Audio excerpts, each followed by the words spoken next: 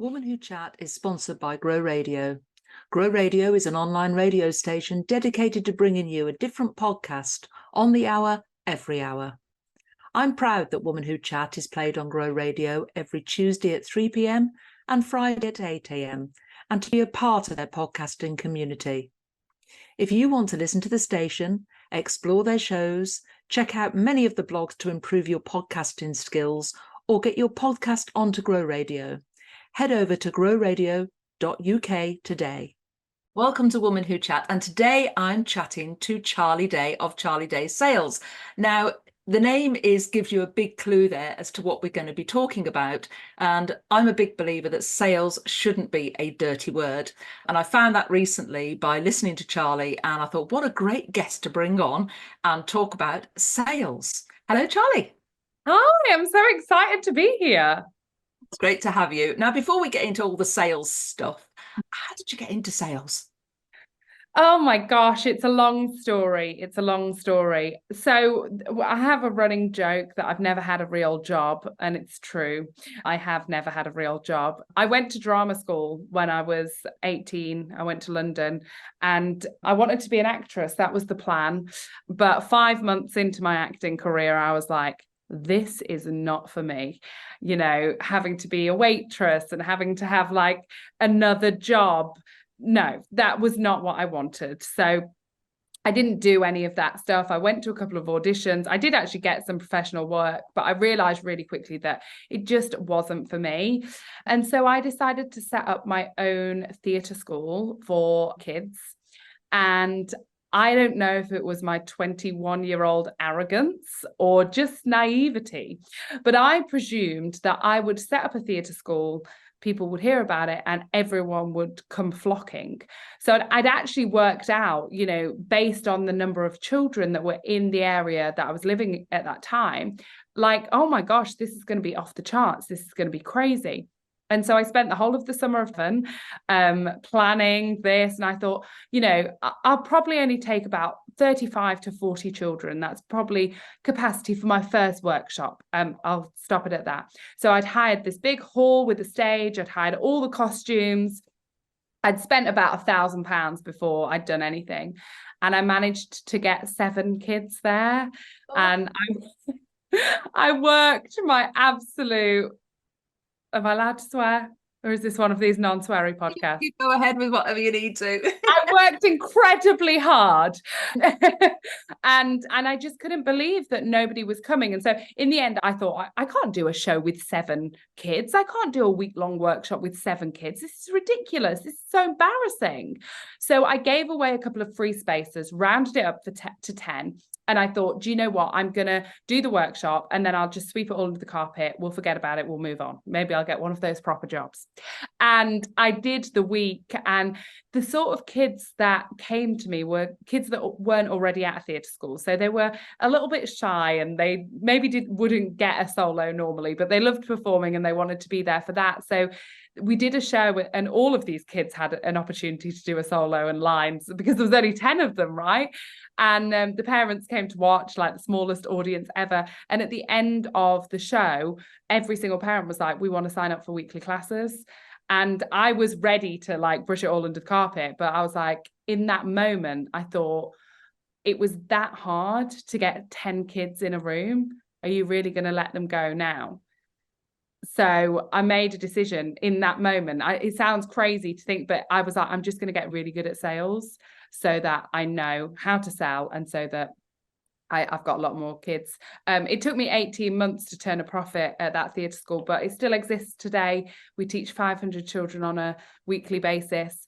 I went on to create a party agency for kids across Essex. And then I started a company called Phonics with Robot Reg, which was preschool phonics classes.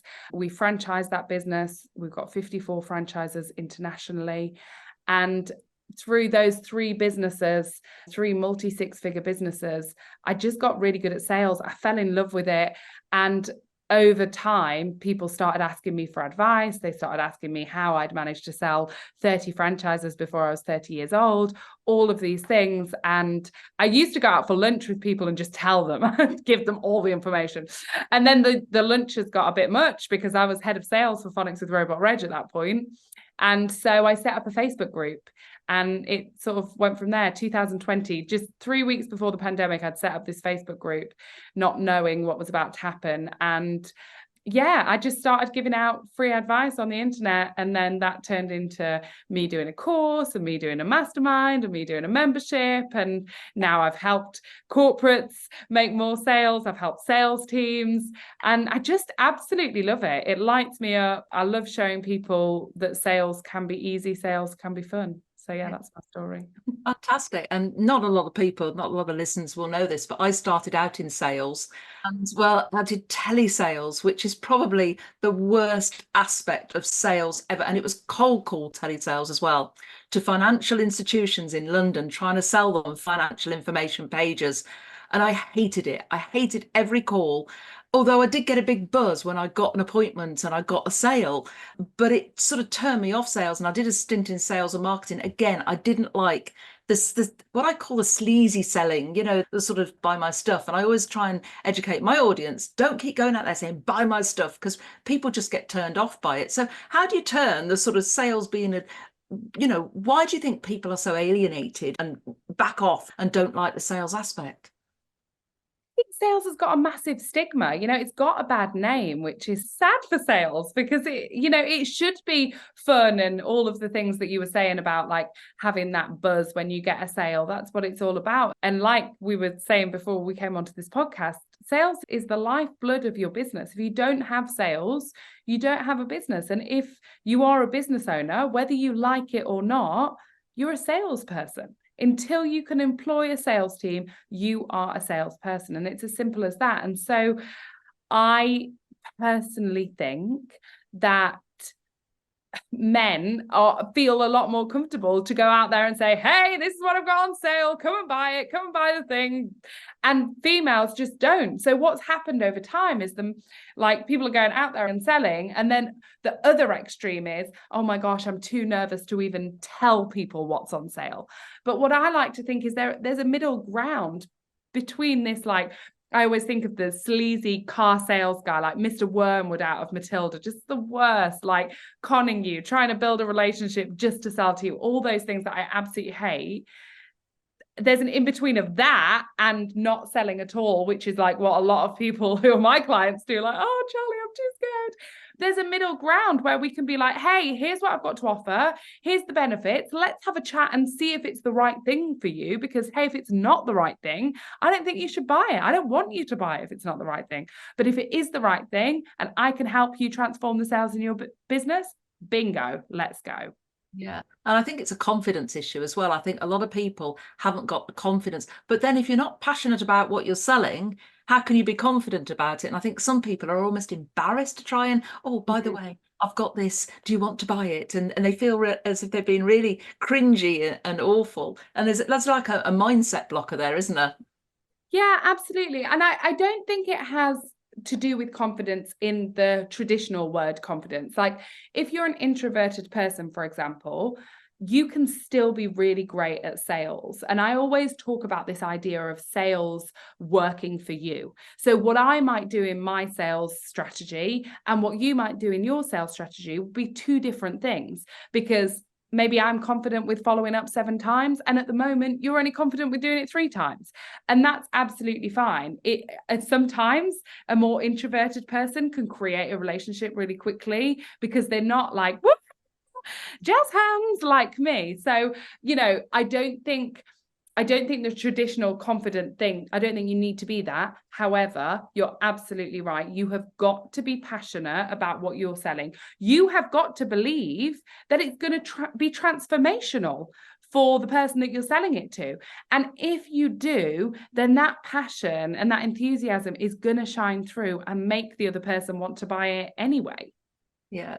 I think one of my big hang-ups at the moment is the amount of, and it's strange how you say that because it is men, sell in my inbox in LinkedIn, and it literally is connect, sell. And I have got quite a nice reply. I send them to them now, and I've just had fun with it now. And I go back and I basically tell them where to go. But you know, that is a form of selling, but there should be something, it's about relationships, isn't it? I like to build relationships. And I think the more people get to know, like, and trust you, the more they are to buy whatever you're selling. I've transformed from business to business, but people still follow me, they still buy. And that is really strong connection, isn't it? To make people trust you. Yeah, absolutely. And like, I don't know if some of these cold DME people actually make sales, but I would never in a million years even have a conversation with these setters who are like, I can get your appointments full. How? You don't know what I sell. You don't know the way that I'm going about selling it. So how could you possibly? And I also respond, telling them to join my free group and that I can introduce them how to sell properly. I know that there's coaches out there and that is what they're teaching. And it breaks my heart, mainly because I don't want to get those messages every day. And as long as coaches are teaching that, I know I'm going to be getting those messages. But also because I genuinely don't think it works. I don't think it works. I think what works is building real relationships, creating a community, showing people that actually what you've got to offer is absolutely amazing, and putting out offers that are irresistible for people to buy.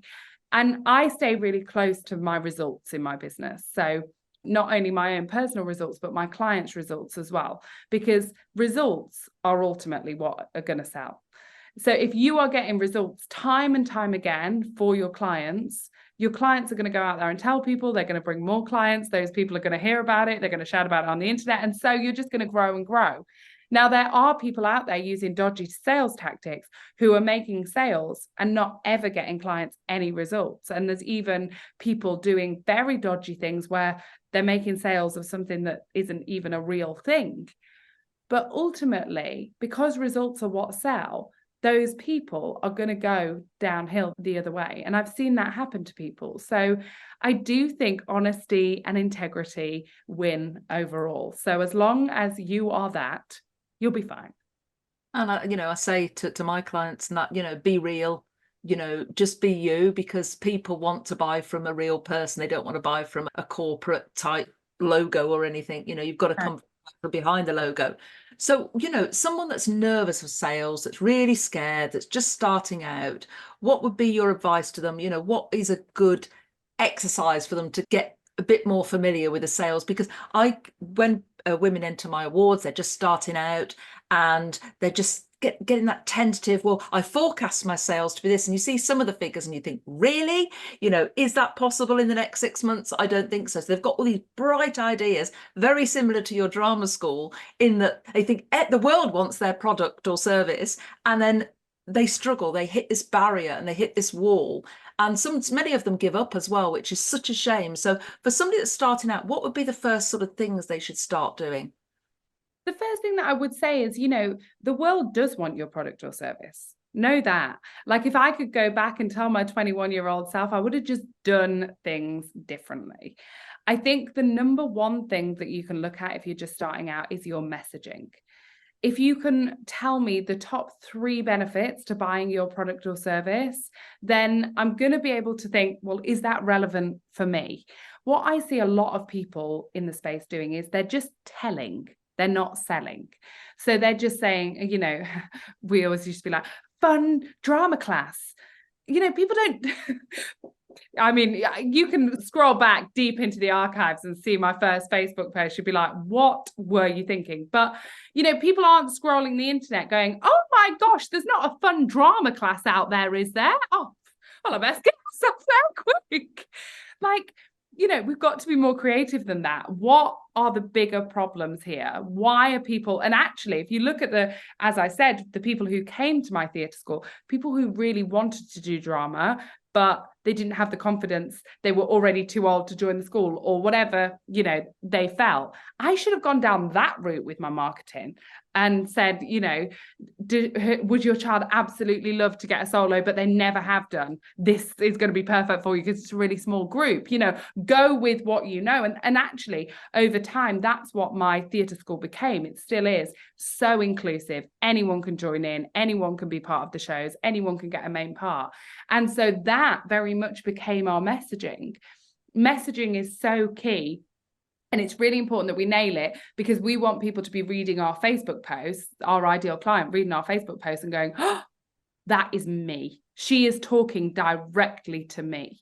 And if you do that, then the sales process becomes a lot easier. But I also think, have a think about what would make you feel more confident.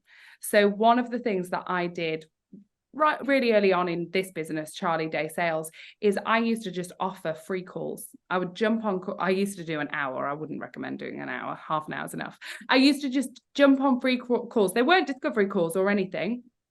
They were sales calls. So I will teach you in the next 30 minutes 3 things that I think you can do to make more sales in your business.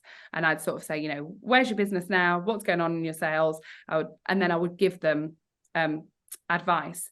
And I used to say at the end, I'm not selling you anything. I don't have anything to sell. But what I would love for you to do is go back into my community.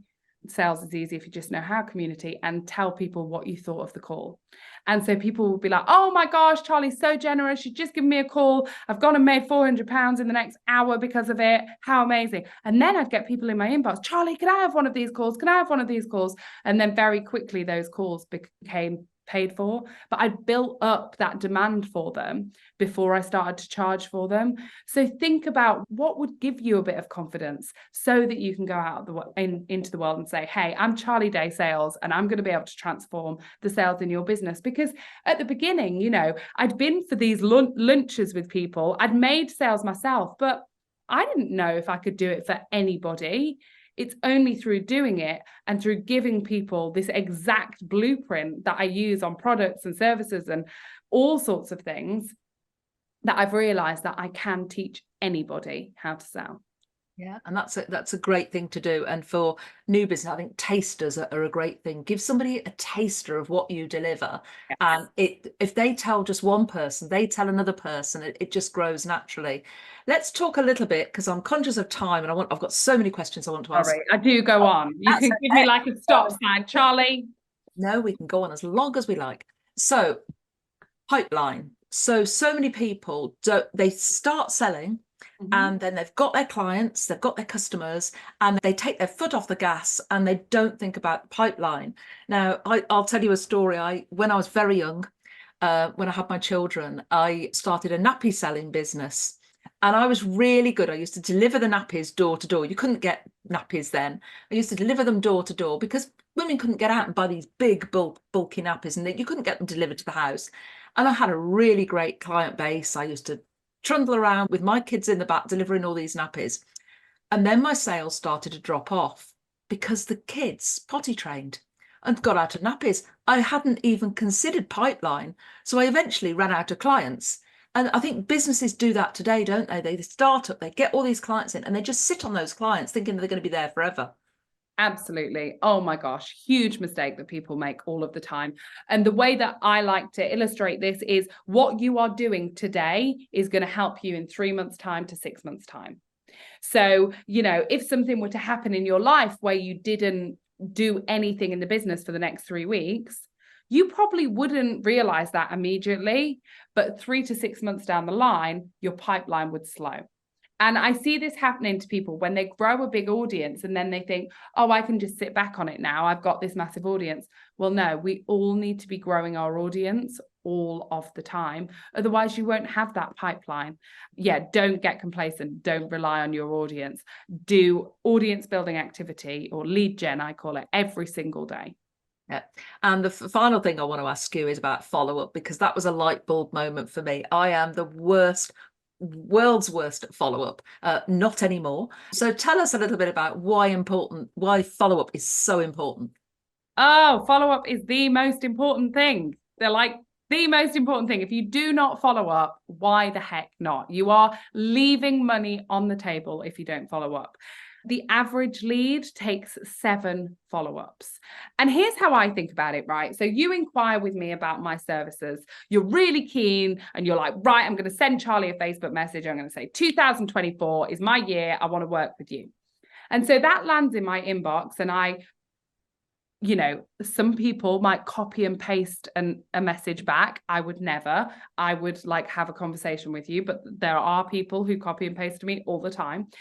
And then you've gone to do the school run. You've gone to do your job. You've gone to do your side hustle. You got a supermarket shop. And that falls down in your inbox and you forget about it. So that impetus to like buy from me has gone. But it hasn't gone from me. I still want you to buy. So how can I make it important for you to remember that? Well, there's two things. A good close. Why is it time bound and compelling for you to buy from me right now? But also following up. So maybe I want to get you on a call. I'm going to be like, hey, Sandra, have you looked at the package that I've sent you? I would love to jump on a call with you. Are you free on Tuesday afternoon or Wednesday morning next week? Let's imagine Sandra ghosts me. I don't hear anything. Hey, Sandra.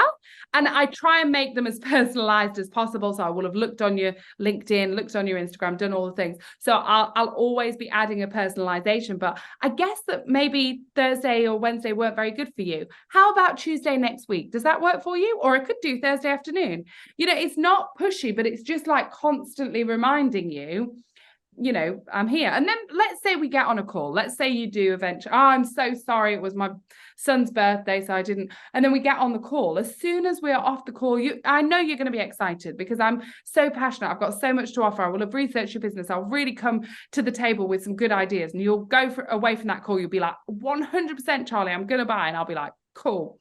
And then I'll follow up with you straight away. As soon as we get off that call, I am following up. I build that into my call time, 15 minutes to follow up.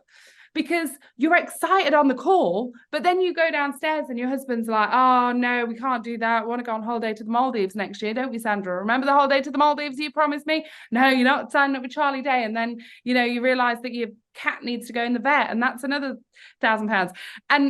And again, if I'm not following up, I'm not going to be reminding you, yes, it might be a £7,000 investment, Sandra, but remember on the call, we reverse engineered how you could bring in £250,000 next year. So he'll be having a holiday to the Maldives every year for the rest of his life. And so the relationship grows through this follow-up, but so many people are just concentrating on the lead gen, on getting more people in. And they actually don't think about the people that they've already got who are already waiting to buy from them. I just see those people who've inquired as they're waiting to buy from me. I just haven't pushed them over the edge yet. Yeah, it's a really interesting concept. And, you know, and it's almost bumping yourself to the top of the pile. I'm the world's worst. I get things, I flag them. And then probably about every 3 or 4 weeks, I'll go through all my flagged items. I find stuff I've missed out on because I haven't had the time. And that's the thing. You think you're everyone's priority, but actually the recipient has got loads of these flagged items, loads of things coming in their inbox. And you just need to bump yourself to the top. Yeah, how can you make yourself the most important thing? And I know, in fact, I say this, I've just had a flipping call with the swimming because this is how high maintenance they are. I know if you don't pay for my son's swimming class in the time when they're like, you have until the 1st of January to pay, they are cutthroat. They will take you off the list, even though we've been swimming there for the past 5 years. I don't care. If you have not paid, you're not going. And I sort of respect that boundary because Ernie also does a parkour class and they're like, you could be like halfway through the term and not paid yet. And they're like, oh, don't worry. We know that. And I just think, actually, from a business point of view, the swimming class have got it nailed. And that is why they're always fully booked. There's always a waiting list. And guess what? Parkour, there's loads of availability. So I think it really, you know, it's really important that we have those boundaries, we stick to them and we make people realize why they need to buy from us and why they need to buy from us right now. So I always ask my guests, we've run out of time, I always ask my guests before they leave to give one tip or piece of advice to the listeners. So what would your one piece of advice or one crucial thing that they should do with sales? Oh, with sales? We'll follow up. Don't stop following up. You could go and make a sale right now if you go and follow up with the last 20 people who inquired with you and didn't buy. If you did that, you'd make a sale. Follow up. Otherwise, you're leaving money on the table. Fantastic. I'm going to put all your links in the show notes, but just tell us where people can find you. Yeah, I've got my follow-up spreadsheet is currently available for free. So I'll give you the link to my follow-up spreadsheet. And if anyone's like inspired to follow up, the spreadsheet's awesome because it also tracks your conversion rate as well. So I'll give you the link to that. But yes, I am Charlie Day Sales on Instagram and TikTok, Charlie Day on Facebook, or come and join my Facebook community. Sales is easy if you just know how. And it was that simple. Sounds wonderful. We'll pop all the links in the show notes. Thank you very much. We've been chatting to Charlie Day of Charlie Day Sales. Thank you. Thank you so much.